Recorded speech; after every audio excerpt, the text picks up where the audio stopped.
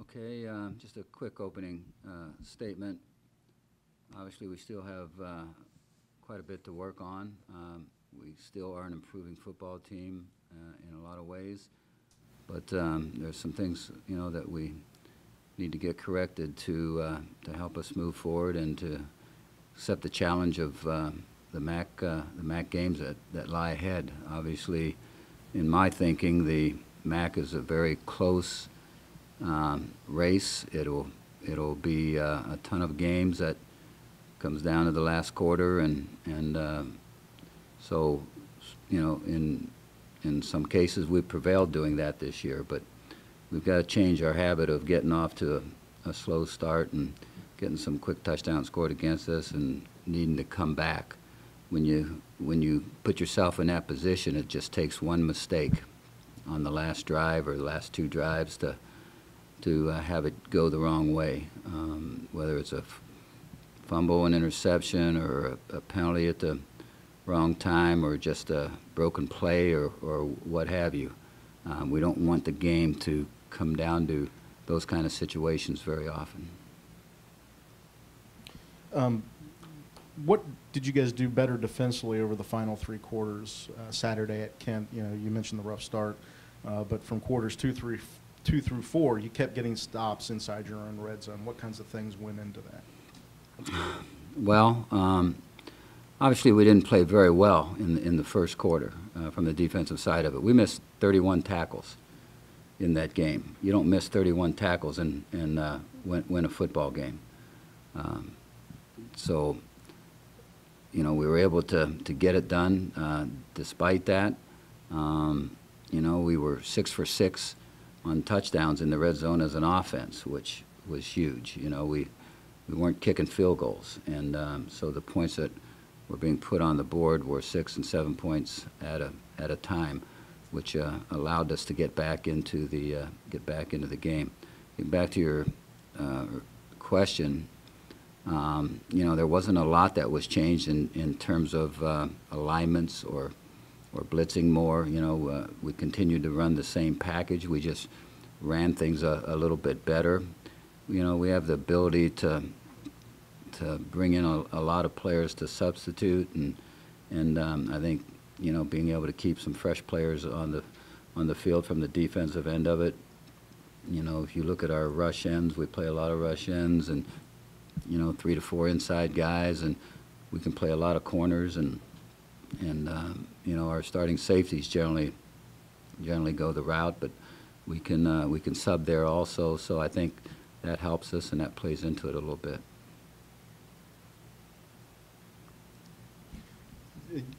You're a run-first offense, and I don't think that's changed, but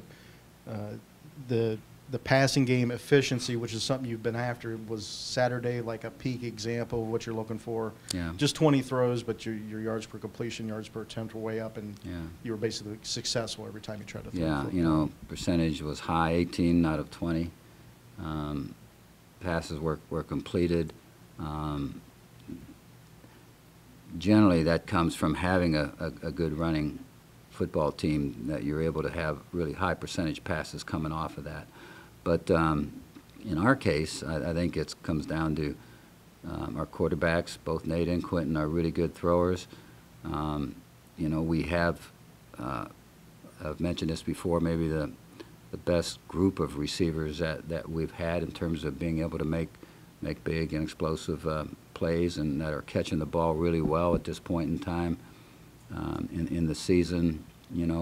So that leads us to being able to not just throw coming off the running game, but to throw whenever we want to. And we weren't running the ball all that well. We didn't have big runs or explosive runs.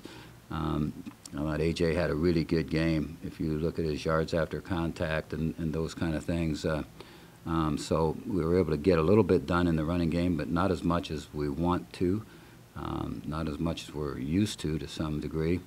But our passing game became the most efficient thing that we were doing, most consistent thing that we were doing. Saturday was the 10th win in your time here that came about after you trailed entering the fourth quarter. What is it about end of game situations that makes it so difficult to overcome deficits. You guys on the flip side are really good when you got a lead entering the fourth quarter, for example. What allows a team to be in position to pull those off? What kinds of attributes go into a team's makeup that help in those kinds of circumstances? Well, having talent is the biggest thing. Having leadership on your football team, that those guys believe in themselves, and they know that they have a chance to come back, that they're never out of a ball game. But in saying that, it comes back to how many times can you let this happen to you to get behind, like it's been happening this season, and just keep pulling them out. We need to get to where we're playing 4 quarters of football. Now you got to give credit to the guys on the other side of the field, because they want to win too, and they've got good players, and so you're going to get in a hole sometimes, but it's been maybe happening a little too much for us. You're going over to Northern Illinois, and they were the best defensive team in the league last year, and are shaping up in a similar fashion this year. What do they do well defensively that has allowed them to kind of separate a little bit from the rest of MAC? Well, rest of MAC in terms of defense. They got some special players. They're physical. They run really, really well.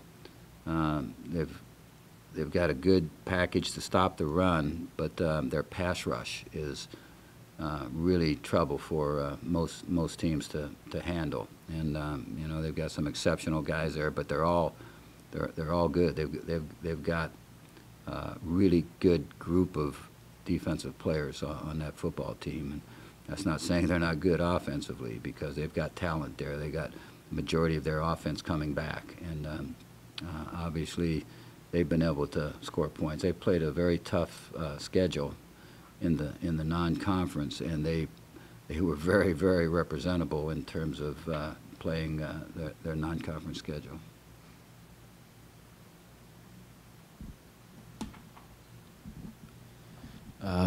Coach, you guys have 4 turnovers against Kent State, 3 fumbles and 1 interception, I believe. How concerning is that?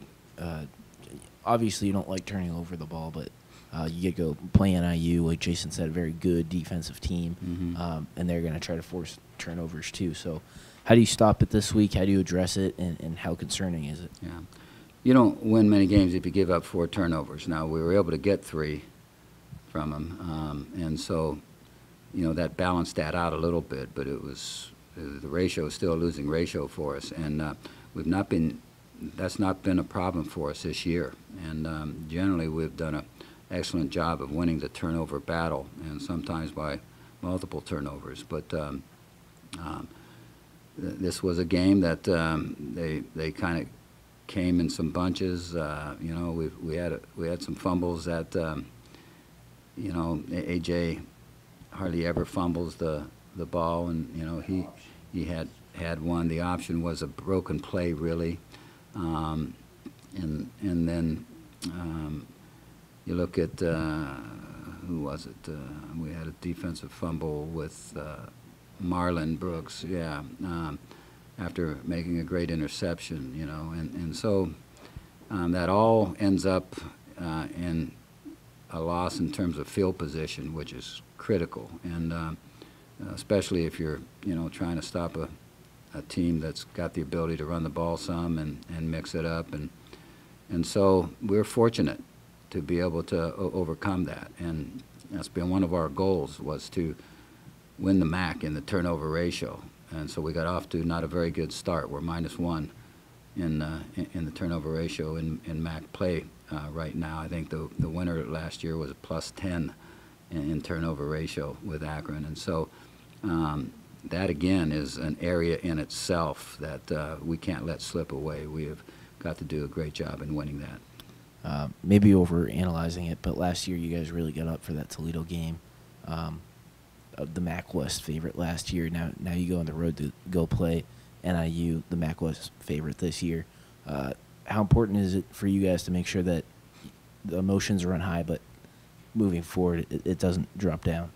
Yeah, it's going to be one game in the MAC, and obviously you want to win them all. They want to win them all. But in saying that, it's not going to be a game that if we by chance don't win it, that our season is just out the window. You know, that's not necessarily the case. But don't get me wrong. You know, we plan on winning the game, but it never comes down to one game for us. You know, because there's so many things that can happen. You can have a ton of injuries going into the game. The other team can be healthy. You can get some calls that are questionable and go against you in the game when at the wrong moment. You can just, you know, you can have a couple broken assignments. You can lose a ball game. And if that happens and you're not ready to continue to compete, you're in trouble for the season. And so we never go into it with that frame of mind. But we expect to step on the field and win every game we play. Coach, obviously you don't like getting down early and you don't like playing in these tight games, but when the margin of error is so small in the fourth quarter like that, you guys seem to rise to the occasion. Do you view that as a little bit of a silver lining so far this season, that you guys have been able to be in these situations where the margin for error is so small that you might be able to use that to your advantage later in the season? It speaks to the character of this football team, you know, and what they're all about in terms of how they practice, their attitude going into every practice, their attitude going into the games. You know, you couldn't ask for a better group of guys in that regard. And when you have those kind of guys on your team, you have a chance to win those kind of games at the end. And you know, so far we've done a pretty good job. We goofed up the Cincinnati one. Again, that was a lot of me. And so here I go, looking back again a little bit. But we're moving on here. But I think you understand what I'm getting at in that regard. And then Northern Illinois is the longest road trip in the MAC, but your coaching staff's been able to go 2-0 at Northern Illinois. How have you found some success there? I know that was way back in your first couple of years and then in 2011, but how have you been able to find success? You know, every trip you go on the road is a different trip for you, you know, and you just got to try to make sure that your guys are in tune to understanding that if you're going to be a really good football team, if you're going to win games, you're going to have to win on the road. And so that's a mindset that obviously you got to have. You got to be willing to understand that there's going to be some things that on a road trip that maybe just doesn't all seem to fit, and you can't get irritated at little things. You know, the no limits part of how the term that we use in terms of you know, no matter what happens, we overcome it. We don't get distraught over it. We just move on. You know, there's no limits set for us in terms of what we can encounter and overcome. And so, you know, that's used quite a bit in our program in terms of a saying, and I think it holds true a lot on road games.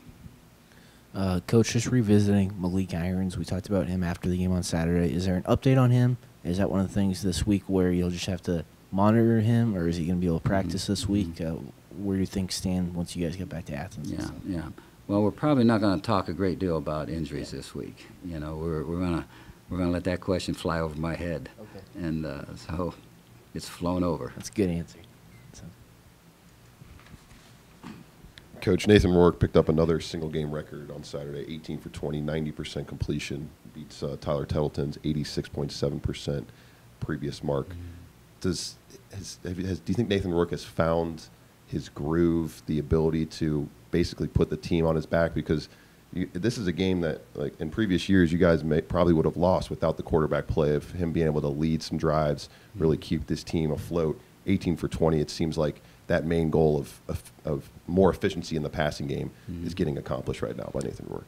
I think he's very, very comfortable in our system, you know, and obviously the start that he had was probably not what any of us expected, but you know, he overcame that, and that's part of his makeup. You know, he's able to overcome things when they don't go right, and in being able to do that gives you a chance to have the kind of games that he's having right now. You know, where he's throwing the high percentage, where he's doing a great job in the running game. You know, and he's picking the right moments when to scramble, picking up some crucial first for us. You know, just by his legs in running on a design throw, and then you build in a few runs for him, and so he's a complete quarterback, and I think that's really showing now.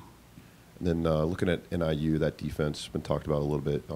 Main player, main guy that a lot of teams have been game planning for, Sutton Smith, 5 sacks at the defensive end position. Probably in the running for MAC Defensive Player of the Year already. Yeah.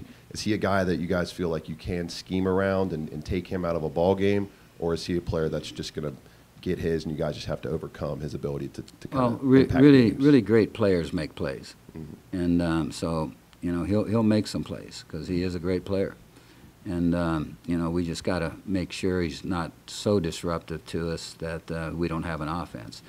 But he's got great people built around him in terms of that defense too. I mean, they are really a strong defensive football team. Probably, I'm going to say this, probably the best defensive team will play this up to this point. Have played this year, and so that's a huge challenge for us offensively. And it's going to make that a huge challenge for us defensively too, because we can't have a lot of missed tackles. We can't have a lot of broken plays. We're going to have to play really good defense, and we're going to have to really be good in the special teams part of it to make sure that we give our best shot at this game. Then you mentioned the 31 missed tackles during the game. Is that going to be the emphasis defensively in practice this week of making sure, getting a hat on the ball, getting 11 men to the football, and completing those plays? Yeah, that's been an emphasis, although it didn't show in this last ball game. But we think that we know that we have to continue to work on tackling. We have a good group of athletes, a good tough group of athletes. So generally, that hopefully won't happen to you very often. But that was not counting any special teams missed tackles. That's just defensive line of scrimmage plays, and so that is concerning. But we're hoping that that's not a pattern, and that what we're in that practicing the way we're practicing right now is going to help with that. Coach, you talked about how you were kind of surprised that with Nathan's early season struggles, was there anything that you said before the final drive on Saturday to him to kind of just give him that confidence, like, hey, I'm going to give you the ball, like, go win us this football game, anything like that? No, he sometimes you can come across like all of a sudden you're there patting him on the back, and he's wondering why the hell are you patting me on the back now, and so there was nothing magical that went on there in terms of any conversation. He just takes the field the same way, composed, a guy that's definitely confident in himself, confident in his teammates, and that's what you ask of your quarterback, and he's got all that. I know that him and then Javon makes the game-sealing interception. Can you just kind of talk about how two of the most important leaders on this football team make arguably two of the most important plays up to this point of the season? Yeah. Well, the interception was huge. Obviously, all they need to do is get in position to kick a field goal. And so Javon is able to roam back there pretty well. Obviously he's tied down sometimes with other responsibilities, but when you let him roam back there, he finds the football, and it was great positioning by him, great job of looking the ball in, great job of running some after the catch. You don't want to run too far with all the time that was left. Not a great job of running after the play was over. That didn't sit well, but he was excited, and his teammates were excited, and so they were just celebrating. Andrew Meyer is now at 2 consecutive games where he's shown the wide receiver he can be. Can you talk about how much you've talked so much about how good this wide receiver group is, but it seems that Nathan has a knack of finding Poppy and Cam, but can you talk about how much Andrew just kind of helps that passing attack? Yeah, he's really made some special catches over the last couple of years, and he's, got that kind of ability.